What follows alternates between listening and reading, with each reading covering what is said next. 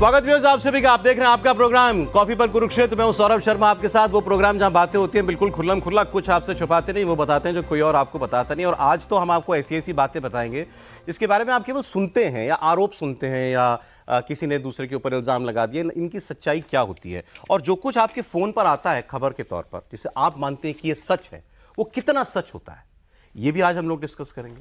बंगाल के अंदर जो कुछ हो रहा है उसके पीछे ममता सरकार कैसे ऑपरेट करती है, उनकी पार्टी कैसे ऑपरेट करती है। जैसे भारतीय जनता पार्टी का इल्जाम यह कि लेफ्ट जिस तरीके से दादागिरी किया करती थी या लेफ्ट जिस तरीके से पूरे समाज के अंदर नीचे तक उसने हर चीज को पॉलिटिसाइज कर दिया था, वो काम अब टीएमसी ने किया है। क्या भारतीय जनता पार्टी उसको वैसी चुनौती दे पा रही है?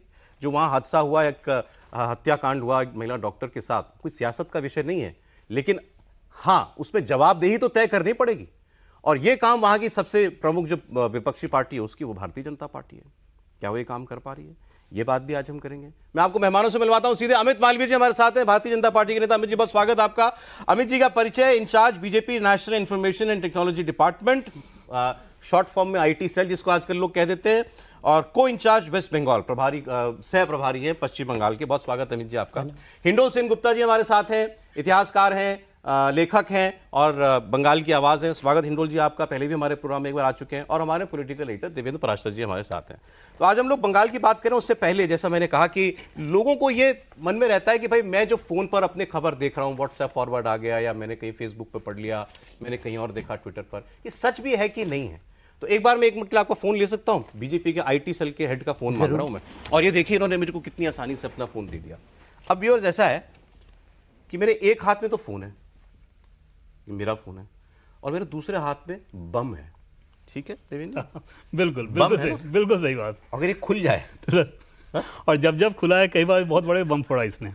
अच्छा नहीं, वैसे तो ये रोज सुबह खुलता होगा, इससे कुछ आगे बढ़ती होगी कहानी। कुछ बार बहुत बड़ा फूटता है, हाँ। कभी सामान्य रहता है, कभी बैकफायर भी करता है। आपने कभी देखा इसके अंदर क्या है? नहीं, छूने नहीं देते। आपको लकी आप दे दिया उन्होंने। तो ये फोन जो है, और ये कोई मैं कह रहा हूं अतिशोक्ति नहीं अगर मैं ये कहूं कि ये फोन जो अमित जी का मेरे हाथ में है, मालवीय का मोबाइल में इसको कहता हूं, तो ये फोन पूरे दिन की राजनीति सेट कर देता है, एजेंडा सेट कर देता है, पूरे दिन की खबरें सेट कर देता है। ये कैसे करते हैं आप? क्या है मतलब ये तंत्र क्या होता है जिसको हम लोग शॉर्ट फॉर्म आईटी सेल कहते हैं? अमित जी थैंक यू, धन्यवाद। फिर मैं बंगाल पे आऊंगा, पूरा डिस्कशन जरूर। सौरभ जी, ऐसा है कि हमारे देश में पिछले एक दशक में एक बड़ा परिवर्तन आया है। सोशल मीडिया के आने की वजह से एक तरह की से जो न्यूज़ है या इंफॉर्मेशन है वो डेमोक्रेटाइज हो गई है। पहले देश के चुनिंदा पत्रकार, एडिटर ये तय करते थे कि देश क्या सुनेगा, क्या देखेगा। ठीक। लेकिन आज हर वो व्यक्ति जिसके हाथ में एक मोबाइल फ़ोन है वो घटनाओं को रिकॉर्ड कर सकता है, उस पर अपना पर्सपेक्टिव जोड़कर सोशल मीडिया के माध्यम से कई लाखों लोगों तक पहुंच सकता है। ये जो परिवर्तन आया है ये देश की राजनीति के लिए और लोकतंत्र के लिए भी अच्छा है। आपने बंगाल की बात करी। बंगाल में जिस दिन इस महिला डॉक्टर के साथ ये घटना हुई, ये जघन्य अपराध हुआ, तो 8 अगस्त और 9 अगस्त की रात की बात है। 9 को बंगाल के पूर्व मुख्यमंत्री बुद्धदेव भट्टाचार्य जी का देहांत हुआ और उसकी वजह से बंगाल का पूरा मीडिया बुद्धदेव भट्टाचार्य जी के अंतिम संस्कार को कवर करने के लिए गया। आरजी कार में जो घटना हुई उस पर किसी की नज़र नहीं थी और पश्चिम बंगाल की पुलिस इस मामले को रफा दफा करने का पूरा प्रयास कर रही थी। यहाँ तक कि हॉस्पिटल में लोगों को जाने की परमिशन नहीं दी जा रही थी, मीडिया तो बहुत दूर था। उस वक्त मुझे अस्पताल के एक सज्जन व्यक्ति ने ये जानकारी मेरे मोबाइल फ़ोन पे भेजी। मेरा नंबर अमूमन बंगाल में नहीं पूरे देश भर में बहुत लोगों के पास में है और मुझे लगातार उस पर जानकारी आती रहती हैं। और मुझे बताया गया कि इस प्रकार की घटना हुई है। एक 31 वर्षीय महिला डॉक्टर के साथ बलात्कार हुआ, उसकी हत्या कर दी गई निर्मम तरीके से और पुलिस इस पूरे मामले को दबाने का प्रयास कर रही है। आप कह रहे हैं अपराध की सेम मॉर्निंग जी आपको ये बता दिया गया था कि ये बलात्कार और हत्या का मामला है? जी और ये भी बताया गया कि पुलिस इसको सुसाइड करार देना चाह रही है और मीडिया को इसकी जानकारी नहीं है, किसी को अस्पताल के अंदर आने नहीं दिया जा रहा है। मैंने इस जानकारी को ट्वीट किया और उस ट्वीट के आधार पर पश्चिम बंगाल की मीडिया आरजी कार अस्पताल गई। मुझे वहाँ के कई पत्रकारों ने फ़ोन करके धन्यवाद दिया, ये कहा कि आपकी ट्वीट की वजह से हमें पहली बार पता चला कि वहाँ पे इस प्रकार की घटना हुई है। तो सोशल मीडिया, जैसे आपने कहा, एक बहुत ही प्रभावी तंत्र है, देश के लोकतंत्र के लिए बहुत उपयोगी है और भारत जैसे देश के लिए जो विविधताओं से भरा हुआ है, वहाँ पर इसका जो योगदान है वो और भी कहीं बढ़ जाता है। योगदान के साथ साथ आपको नहीं लगता कि इस बहुत सारी मिस इन्फॉर्मेशन भी जाती है, गलत जानकारी भी जाती है? डोंट माइंड आपको तो, क्योंकि आप सुनते ही हैं अपने लिए। मुझे लगता है कि पॉलिटिकल एक्यूजेशंस जितने ट्रेड होते हैं उसमें बहुत सारे इनके ऊपर होते हैं, खुद आपके ऊपर। कोई कहता है आप आईटी सेल चलाते हो, आप प्रोपेगेंडा चलाते हैं अपनी पार्टी की तरफ से। मतलब कि बेसिकली आपका काम, मतलब जो विपक्ष कहता है कि आपका काम है किसी तरीके से पब्लिक को झूठ में उलझाए रखो। देखिए, जब विपक्ष मुझ पे ये आरोप लगाता है कि मैं प्रोपेगेंडा चलाता हूँ, वो कहीं ना कहीं इस बात को मानते हैं कि हम प्रभावी तरीके से पार्टी के पक्ष को, सरकार की उपलब्धियों को लोगों तक पहुँचा रहे हैं। तभी उनको इतनी नाराज़गी है हमारे काम से, हमारे विभाग से। अगर हम प्रभावी नहीं होते तो शायद हमारा कोई जिक्र भी नहीं करता। तो ये एक तरीके से इस बात का एंडोर्समेंट है कि सोशल मीडिया के माध्यम से हम तमाम जानकारी, सरकार की उपलब्धियों को, विचारधारा से जुड़े मुद्दों को लोगों तक पहुंचा पा रहे हैं, इसलिए इतनी नाराजगी है। लेकिन करते कैसे, मैं तो ये जानना चाहता हूं भाई। आपके पास क्या बहुत बड़ी टीम है, दिल्ली में टीम है या देश भर में आपके पास टीम है, या आपको आम लोग ये वीडियोस, आप बहुत सारी वीडियोस डालते हैं, बहुत सारी इंफॉर्मेशन अदरवाइज शेयर करते हैं, कैसे करते हैं? देखिए, हमारी जो टीम है वो बहुत छोटी है लेकिन प्रभावी है। लेकिन देश भर में जो लाखों लोग फैले हुए हैं, जो लाखों लोग अपना समय, अपना राजस्व लगाकर सोशल मीडिया पे राजनीतिक विषयों पर टिप्पणी करते हैं, वो हमारी ताकत है। विपक्ष ये आज तक समझ नहीं पाया है। विपक्ष ये नहीं समझ पाया है कि जो लोग भारतीय जनता पार्टी का पक्ष सोशल मीडिया में रखते हैं, वही लोग खुद भी भारतीय जनता पार्टी को वोट देते हैं और अपने साथ सैकड़ों लोगों को भारतीय जनता पार्टी को समर्थन देने के लिए प्रोत्साहित भी करते हैं। आप मानते हैं इस बात को कि पिछले कुछ वक्त में कांग्रेस ने या ऑपोजिशन ने भी आपने जो विधा शुरू की सोशल मीडिया पर इंफॉर्मेशन की, उसको सीख लिया है और वो इफेक्टिवली काउंटर कर रहे हैं? मैं स्पेसिफिकली अगर राहुल गांधी का नाम लूं, कैसे वीडियो बनाना है, कहां जाना है, इसमें कितने कैमरे लगेंगे, सब कुछ, किस बात को कैसे काउंटर करना है, आप मानते हैं? देखिए, क्रेडिट दीजिए अपने प्रयास कर रहे हैं। लेकिन सोशल मीडिया पे भारतीय जनता पार्टी की सफलता का कारण पार्टी का नेतृत्व, पार्टी की नीतियां हैं। कांग्रेस के पास ना नेता है और ना नीति है। अगर आपको लगता है कि राहुल गांधी के ये जो वीडियोस बन के डाले जाते हैं और लोग उनको देखकर प्रभावित हो रहे हैं, तो हमें कहीं ना कहीं लोगों के जो विमर्श की क्षमता है उस पर सवाल नहीं उठाना चाहिए।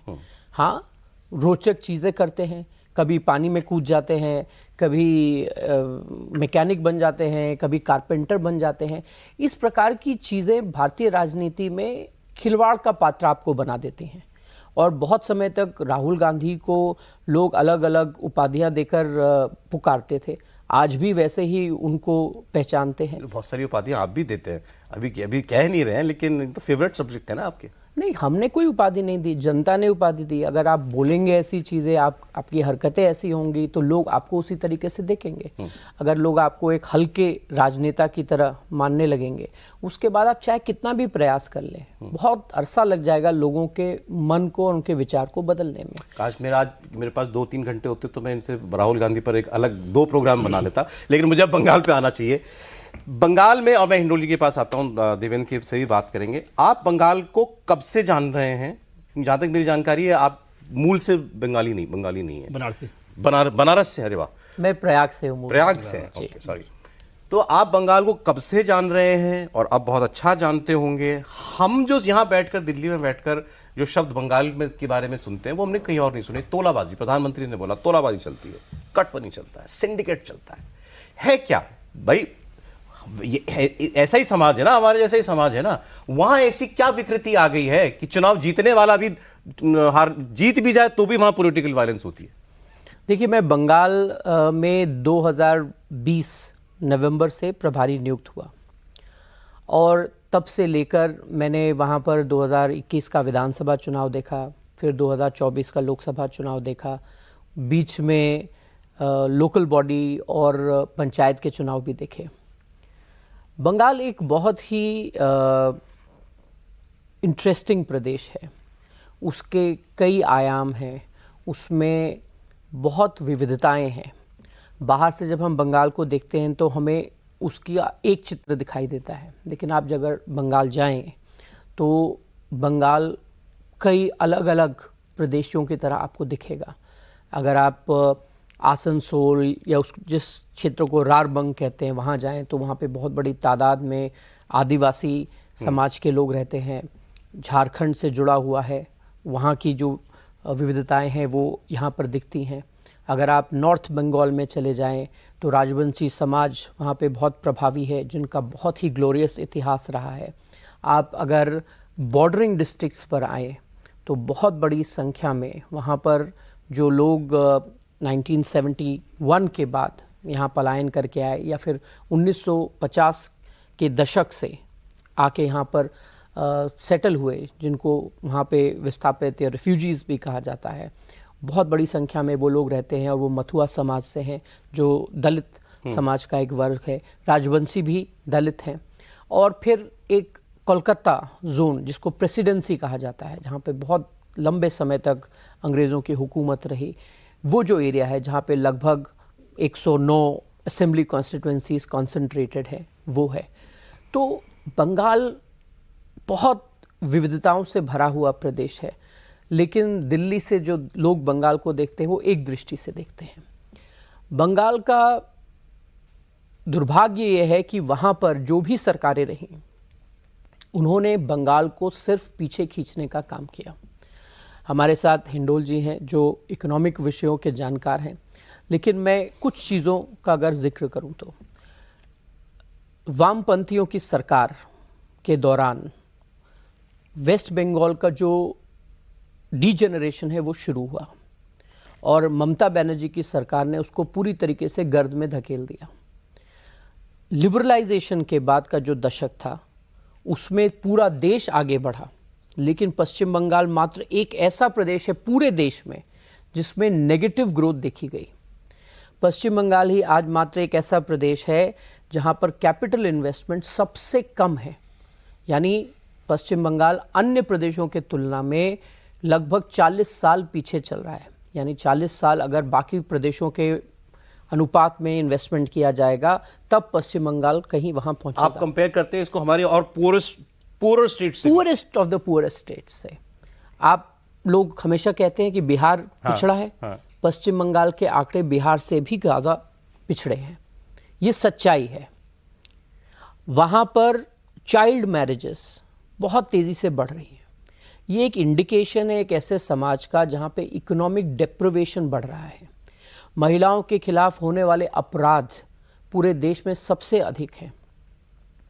हेल्थ, एजुकेशन जैसे इंडिकेटर्स में पश्चिम बंगाल देश के बड़े प्रदेशों में 42 लोकसभा सीट्स पश्चिम बंगाल की है, उन प्रदेशों से आप कंपेयर करें तो सबसे पीछे है। लॉ एंड ऑर्डर में सब डेटा की बातें वेरीफाई किया जा सकता है। बिल्कुल बिल्कुल किया जा सकता है। लॉ एंड ऑर्डर में, एनफोर्समेंट में पश्चिम बंगाल निचले पायदान पे खड़ा हुआ है। ममता बनर्जी या उससे पहले वामदल जो वहाँ पे था, जो मुस्लिम समाज की बात करते थे या मुस्लिम तुष्टीकरण की राजनीति करते थे, आज अगर पूरे देश में कहीं पर भी मुसलमान समाज सबसे अधिक पिछड़ा हुआ है तो वो पश्चिम बंगाल है। सबसे कम फॉर्मल एम्प्लॉयमेंट में मुस्लिम समाज के लोग पश्चिम बंगाल में हैं। हर लोकसभा क्षेत्र से लगभग 1.5 लाख लोग पश्चिम बंगाल से बाहर जाकर रोजी रोटी कमाते हैं। ये पश्चिम बंगाल की आर्थिक स्थिति है और इसी का जो प्रतिबिंब है वो वहाँ के सामाजिक समीकरणों पे दिखता है। महिलाओं पर हो रहे अपराध हो, चाहे संदेश खाली की घटना हो, चाहे चोपड़ा हो, चाहे आरजी कार में इस महिला डॉक्टर का बलात्कार और हत्या का मामला हो, इन सब के पीछे क्रिमिनल सिंडिकेट्स ऑपरेट करते हैं। आपने तोलाबाजी जिस शब्द से शुरुआत भी एक की, शब्द जो हम सुनते हैं बंगाल का, तो ये जो क्रिमिनल सिंडिकेट्स पश्चिम बंगाल में सक्रिय हैं, वो सब इन अपराधों के पीछे हैं। मैं इस पर आता हूं डिटेल में। ये आरजी कार वाली वारदात से जोड़ करके हम किसी और प्रदेश में अगर ऐसा होता तो मैं इमेजिन नहीं कर सकता था कि हम किसी अस्पताल में एक क्राइम के बारे, क्राइम कहीं भी हो सकता है, लेकिन एक हॉस्पिटल में क्राइम होगा और इल्जाम यह लगेगा कि पूरी स्टेट गवर्नमेंट उस वारदात को ढकने में लगी हुई है, या लोग यहां तक जाएंगे कि इस अस्पताल के अंदर कुछ पता नहीं क्या क्या काम हो रहे होंगे, कुछ प्रूव नहीं हुआ है, लेकिन आप देखें ना लोगों के बीच में चर्चाएं क्या क्या चल रही हैं। ये नॉर्मल नहीं है, मैं ये कह रहा हूं, ये वेस्ट बंगाल में हो रहा है। देखिए, एक ज़माना था जब मैं वहाँ पे बड़ा हो रहा था, मैं तो 18 साल तक मैं बंगाल में ही था, हम बंगाल से ही आते हैं। आरजी कौर जिसे बंगाली में कहा जाता है, आरजी कौर बहुत प्रेस्टिजियस एक अस्पताल हुआ करता था, वहाँ पे बड़े बड़े डॉक्टर वहाँ से निकले हैं। बंगाल का जो समाज है, अमित जी अभी इकोनॉमिक तरीके से बता रहे थे, समाज का एक प्रॉब्लम है। समाज का प्रॉब्लम ये है कि जब से सीपीएम बंगाल में एक पार्टी की तरह उभरा, उन्होंने कम्युनिस्ट जो कहते हैं कि हमें पार्टी स्टेट बनाना है। पार्टी स्टेट मतलब क्या? देखिए, हम दिल्ली में रहते हैं, ठीक है ना, इसी की मैं बात कर रहा था, दिल्ली पूरा में समाज पॉलिटिसाइज। मैं आपको समझाता हूँ, दिल्ली में तो हमने देखा है बचपन से। मैं दिल्ली में रहता हूँ, आम आदमी पार्टी की सरकार है दिल्ली में, है ना। मुझे कोई लेना देना नहीं है, मैं एक आम नागरिक हूँ ना, मैं किसी आम आदमी पार्टी की किसी से कोई मिलता हूँ, कभी कुछ अगर कुछ हो तो बहुत कुछ अगर हो गया तो कंप्लेन कोई करता है एमएलए को, वरना बहुत लोग कभी जिंदगी में कभी कोई पॉलिटिकल पार्टी की किसी से नहीं मिलते हैं। बंगाल में हर लेवल पे, हर स्तर तक सीपीएम अपने गुंडे पूरे, आप सब्जी खरीदने जाएंगे उनके लोग से खरीदना, रियली?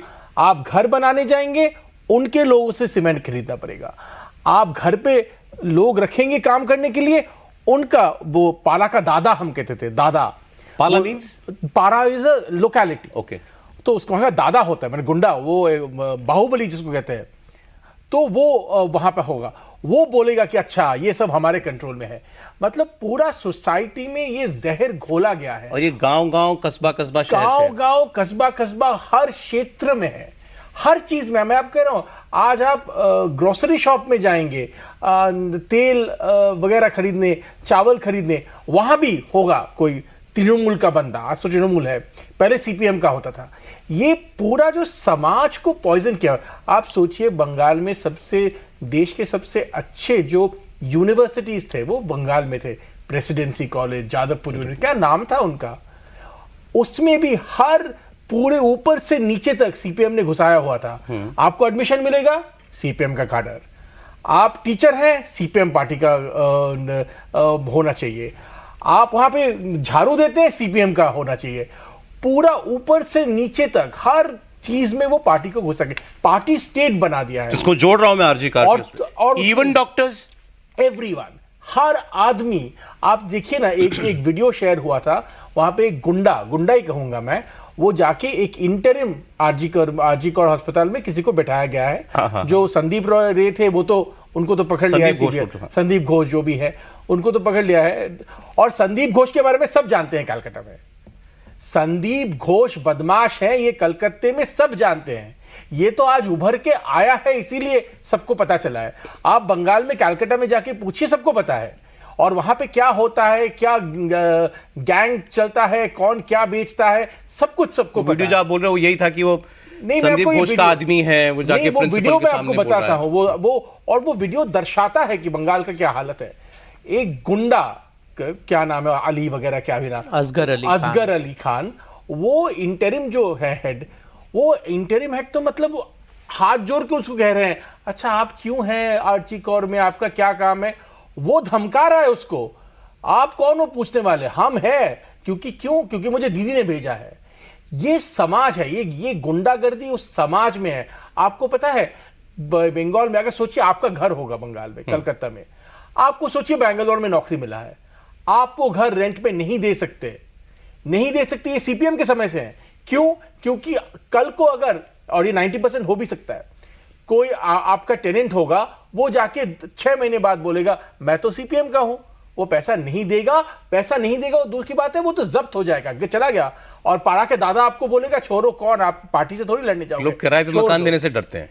ये बहुत लोगों के साथ हुआ है, मेरे खुद के परिवार वालों के साथ हुआ है, जमीन के साथ। पारा का दादा आपको बोलेगा आपका 1 करोड़ का घर है, आपको हम 20 लाख रुपए दे देते हैं, आप छोड़ दीजिए उसको।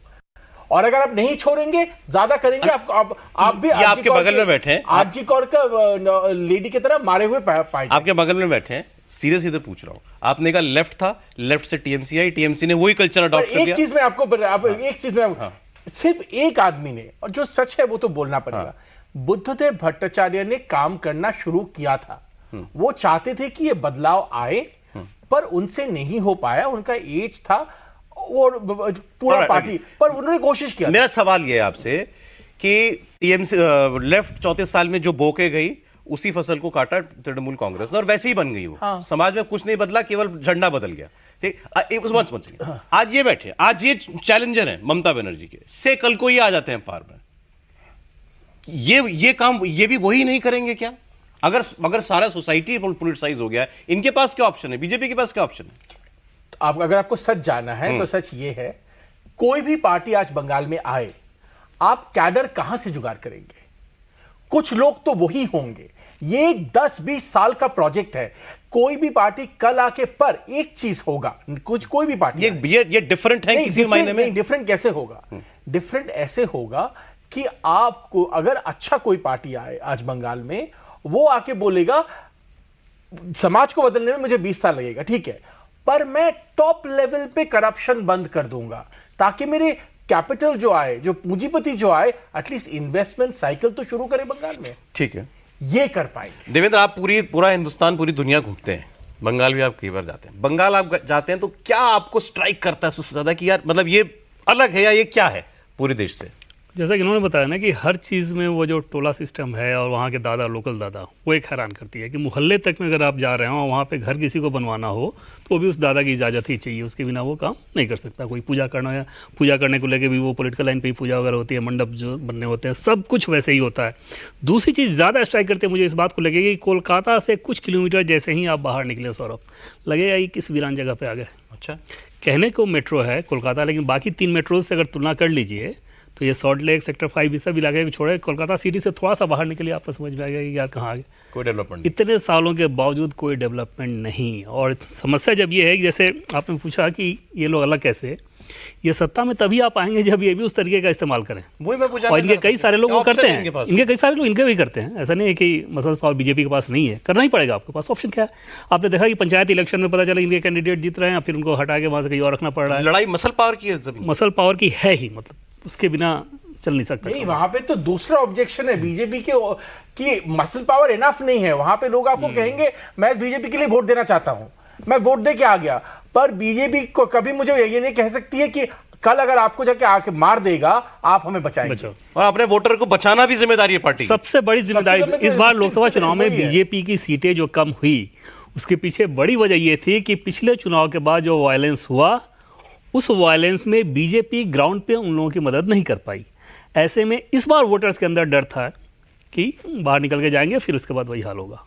अब इसको लोकतंत्र कहेंगे हम। देखिए, इसको आपको एक संदर्भ में समझना होगा। पश्चिम बंगाल में आज़ादी के बाद थोड़े समय के लिए शुरुआत में कांग्रेस रही, उसके बाद वामपंथ का वहाँ पे शासन रहा और बहुत लंबे समय तक रहा, 34 साल, लगभग 34 ईयर्स तक। उसके बाद टीएमसी आई। वामपंथियों का अपना एक तरीका था काम करने का। उन्होंने राजनीति में गुंडों का इस्तेमाल करना इंस्टीट्यूशनलाइज किया। ममता बनर्जी ने उन गुंडों को ही नेता बना दिया। उन्हीं लोगों को ले लिया? उनको लिया ही नहीं, उनको नेता बना दिया। शेख शाहजहां जैसे लोग पहले, संदेश खालीवाला पहले लेफ्ट के लिए काम करते थे। ममता बनर्जी ने शेख शाहजहां को टीएमसी का नेता बना दिया। ये जो फर्क वाम दल और टीएमसी के बीच में आया है, उसने पश्चिम बंगाल को और बर्बादी की तरफ ढकेलने का काम किया। दूसरा आपका सवाल था कि ये परिवर्तन कैसे आएगा। नहीं, मैं सीधे पूछ रहा हूँ, आप अलग कैसे हैं? मैं आपको बताता हूँ। देखिए, जिस स्थिति में आज पश्चिम बंगाल है, जिस तरह की अराजकता, गुंडागिर्दी यहाँ देखी जा रही है, इसी प्रकार की अराजकता आरजेडी के शासनकाल में बिहार में थी। उस समय भी इसी प्रकार से फिरौती, लोगों का अपहरण करना, रेप, मर्डर आम बात थी। कितने किस्से हैं, और लालू के परिवार के लोग उसमें इन्वॉल्व थे। ये सारी घटनाएं हम सब जानते हैं। लेकिन बिहार में जब भाजपा और जेडीयू की सरकार बनी 20 साल पहले, तब वहाँ पे परिवर्तन आया।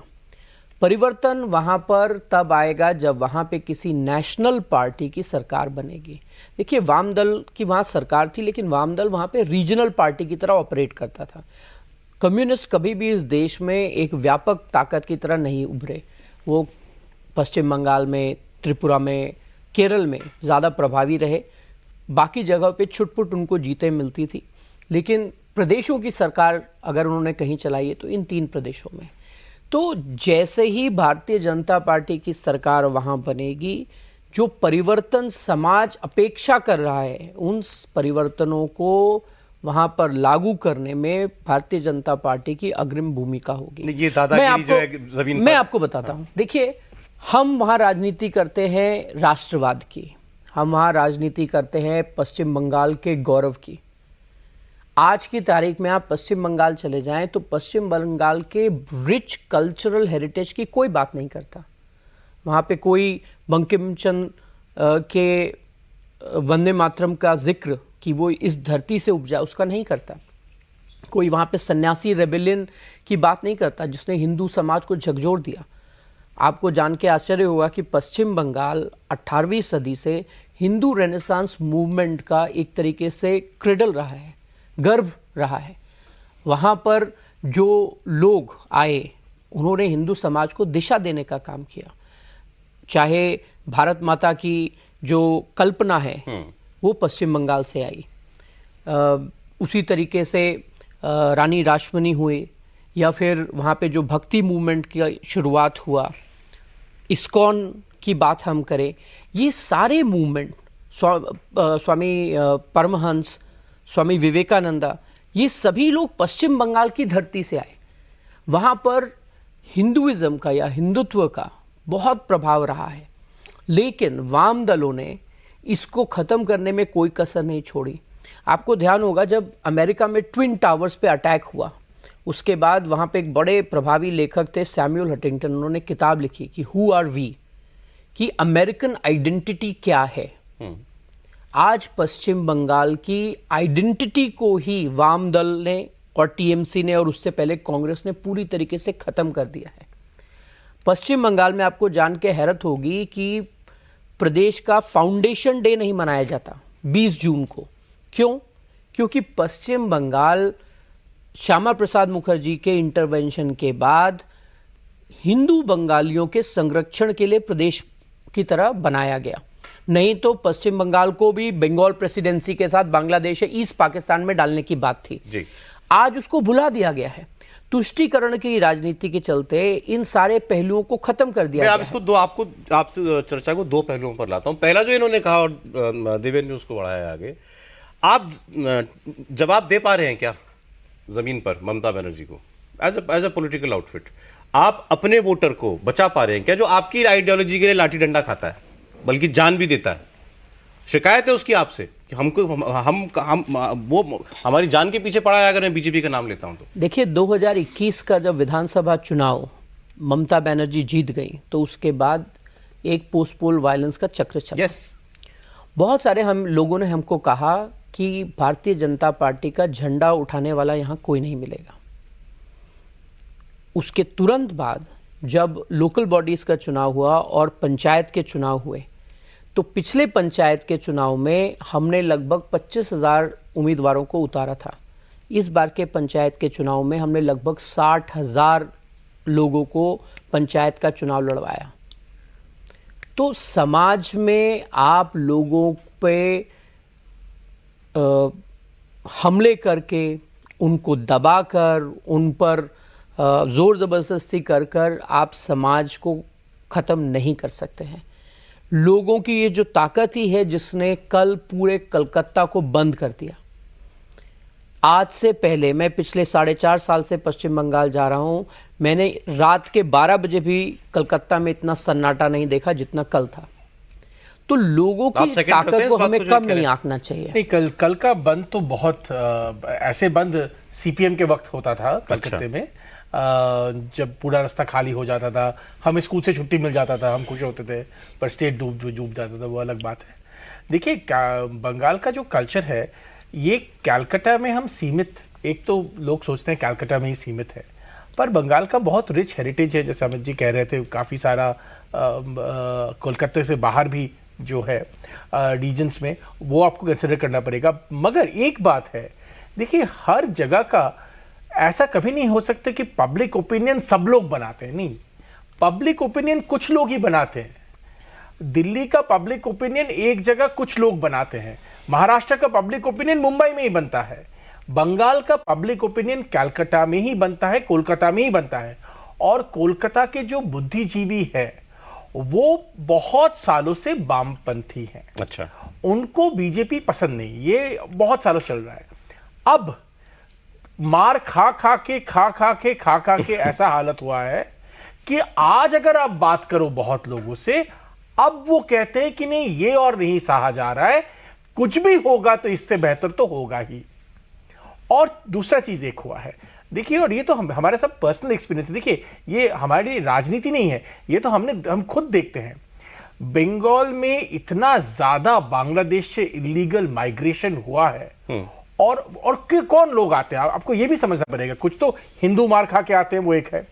दूसरा है जो थोड़ा गरीब मुसलमान भी है, पर गरीब मुसलमान है और बहुत रेडिकलाइज्ड है। शेख हसीना जब बंगाल में थी तो वहां पे जमात को तो वहां पे उन्होंने बैन कर दिया था, और वहां पे सबसे ज्यादा रेडिकलाइज्ड मुसलमान जो थे, ऐसे बहुत सारे ग्रुप्स बंगाल आ गए थे भाग के। तो ये लोग और इनके जो कैडर थे, ये लोग अत्याचार करते हैं, स्पेशली बॉर्डर एरिया पे। तो जमीन छीन लेंगे, अत्याचार करेंगे, सरस्वती पूजा होने नहीं देंगे, दुर्गा पूजा होने नहीं देंगे, ये सब। और इनको पैसा बहुत पूरे विश्व से बहुत जगह से मिलता है।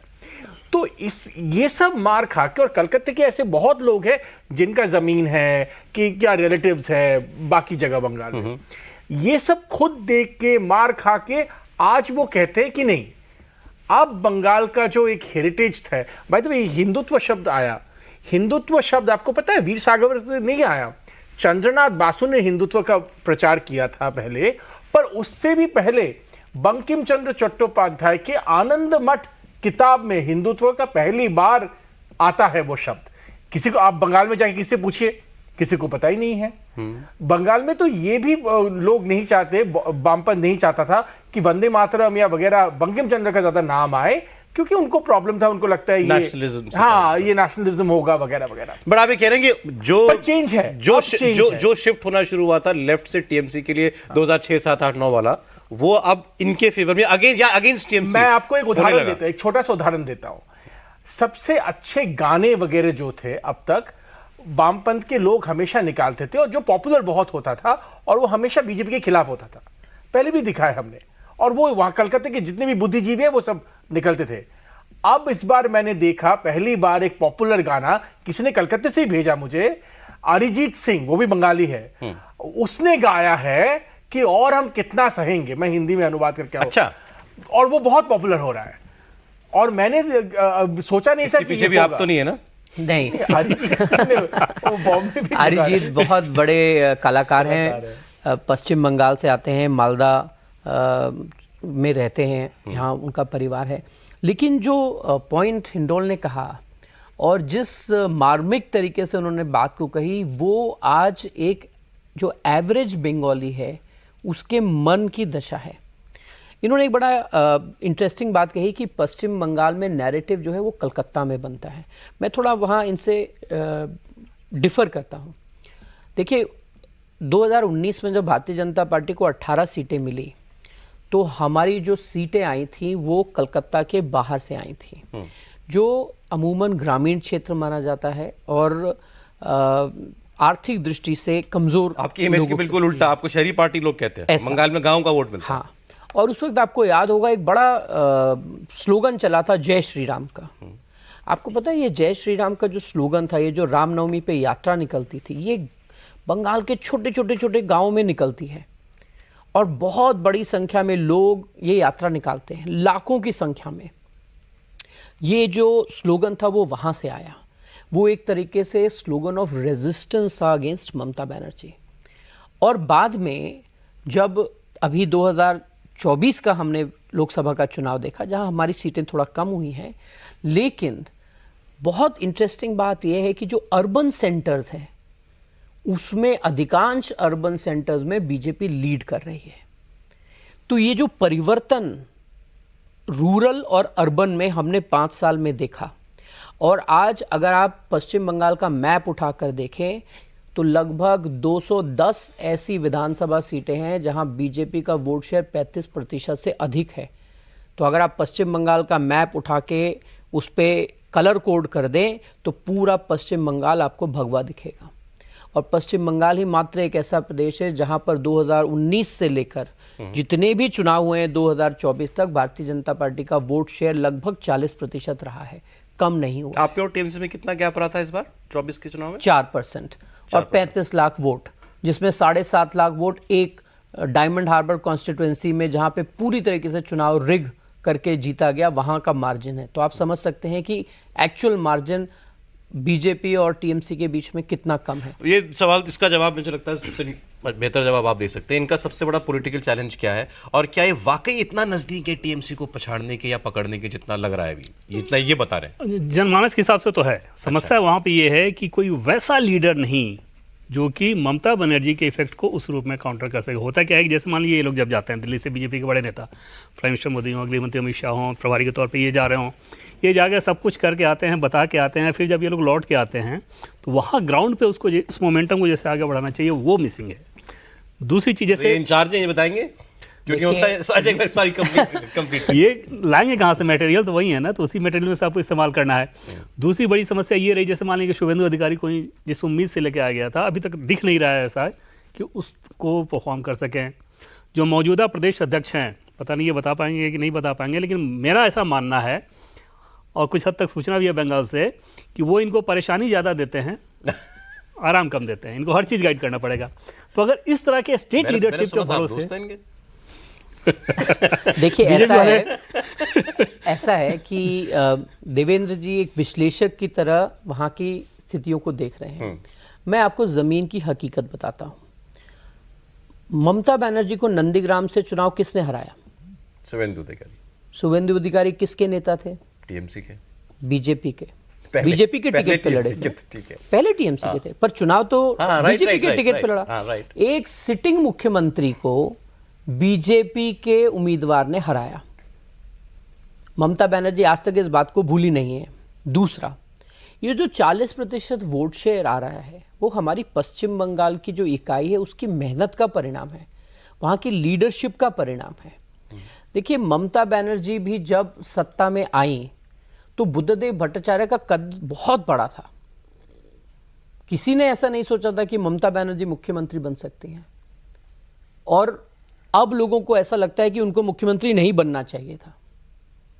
लेकिन भारतीय जनता पार्टी में पश्चिम बंगाल में भी नेतृत्व है, नेतृत्व जनता के बीच में है, जनता का समर्थन उनको है, और ममता बनर्जी से कोई भी व्यक्ति भारतीय जनता पार्टी का बेहतर मुख्यमंत्री साबित होगा। आइए, आपका हक है कहने का, मैं इसको नहीं कर सकता। ये जो पार्टी की व्यवस्था है, मैंने जो पहले बताया कि अगर कोई नेशनल पार्टी पश्चिम बंगाल में सरकार बनाती है तो वो प्रदेश को जिस प्रकार से शासन दे सकती है, जिस प्रकार से उसका आर्थिक विकास कर सकती है, जिस तरह से सामाजिक सौहार्द ला सकती है, वो टीएमसी से कई ही गुना बेहतर होगा। और आज ममता बनर्जी की विफलताओं की सूची इतनी लंबी है कि लोग उनसे उकता चुके हैं। वैसे एक बात हमने इस चर्चा में मिस की, जब ये कह रहे हैं कि हमको 40% वोट मिलता है, तो बंगाल में कहा यह जाता है कि ममता बनर्जी तो शुरू 30% से करती हैं। 30% मुस्लिम वोट है, इंडोर, उसके बाद इनका 40% वोट लाना, ये कमेंडेबल है। वैसे देखिए, जब अमित जी बात कर रहे थे, मैं सोच रहा था, उन दिनों में पत्रकारिता में था, और 2-3 महीने मैंने बिताया था शिंगूर का जो मामला चल रहा था वहाँ पे। जब ममता बनर्जी जीती थी, कितना उल्लास था कलकत्ते में, मुझे अभी भी याद है। जो उनका कलर है हरा रंग का, गुलाल लेके लोग पूरे शहर में, क्योंकि 34 साल का गुंडागर्दी खत्म हुआ था। और ममता बनर्जी को मेरे पिताजी भी, मैं तो बहुत छोटा था, मेरे पिताजी जानते हैं, उन्होंने देखा है जैसे मारते थे सीपीएम के लोग। मैं ये वायलेंस की आप बात करें, एक महिला को, आज आप कह रहे हैं आरजी कौर में महिला को मारा है ना, ममता बनर्जी को जैसे मारते थे सीपीएम वाले, वैसे मार कोई महिला कभी खाई नहीं है राजनीति में भारत में। पर वो पार्टी ऐसे, जैसे आप अमित जी कह रहे थे कि गुंडों को उठा के बना देगी, ये एक बहुत ही आश्चर्यजनक बात है बंगालियों के लिए, कलकत्ते के बंगालियों के लिए तो डेफिनेटली, कि गुंडाराज खत्म होने वाला था। सबने सोचा था कि गुंडाराज खत्म होगा, 34 साल के बाद ये गुंडाराज खत्म होगा, पर ये आर्थिक बात पे वापस आना चाहिए हमें। प्रॉब्लम ये है, गुंडाराज खत्म नहीं हो सकता क्योंकि लोगों के पास पैसे नहीं है। ठीक है, वो क्या करेंगे, वो कैसे पैसा डोली में मेरे पास समय बिल्कुल खत्म हो गया, लेकिन आप जो बात कह रहे हैं, ये कोई भी मानता है आज बंगाल के अंदर इतना बड़ा, जैसे अगर आप जैसे कहते हैं कि आप चावल की हांडी पूरी पकी की नहीं पकी, एक चावल का दाना आपको बता देता है। अगर कलकत्ता कल बंद हो सकता है तो ये बता रहा है कि लोग चेंज चाहते हैं या लोग इससे उकता गए हैं। अब वो चेंज ममता बनर्जी खुद ले आए तो ले आए, या कोई एजेंट ऑफ चेंज बन जाए, अगर वो भारतीय जनता पार्टी हो सकती है तो ये बने। बदलाव जरूरी हो गया है। बंगाल देश का गौरव है और वो गौरव लौटना चाहिए। अब ये काम आप करें चाहे वो करें। अमित जी बहुत शुक्रिया प्रोग्राम में आप आए, बहुत धन्यवाद आपका। हिंड बहुत शुक्रिया बंगाल की हकीकत हमको बताने के लिए। देवेंद्र हमको एक पॉलिटिकल पर्सपेक्टिव दिया, बहुत शुक्रिया देवेंद्र आपका।